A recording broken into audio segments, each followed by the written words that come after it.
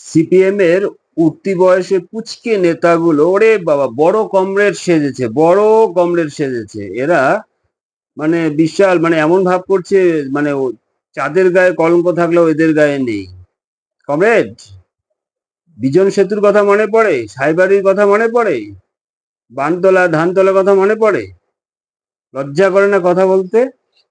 এরা হচ্ছে তৃণমূলের থেকেও নিকৃষ্ট দল, তৃণমূলের থেকেও বেশি পয়জন আছে এই বামপন্থীরা।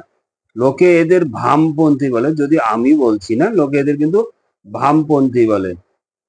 যাই হোক, মাননীয় মুখ্যমন্ত্রী শুভেন্দু অধিকারীর কাছে আমার অনুরোধ, 1982 সালের 30শে এপ্রিল বিজন সেতুর উপর 17 জন আনন্দমার্গী সন্ন্যাসীকে যে জীবন্ত পুড়িয়ে মেরেছিল, সেটা কিভাবে হলো, কেন হলো, তার বিচার কিন্তু আজ অব্দি হয়নি। তার বিচার যেন উনি বিচারের ব্যবস্থাটা যিনি করে উনি, এই বামপন্থীদের বেশি ফড়ফড় যেন বন্ধ হয়, বেশি ফড়ফড় করছে।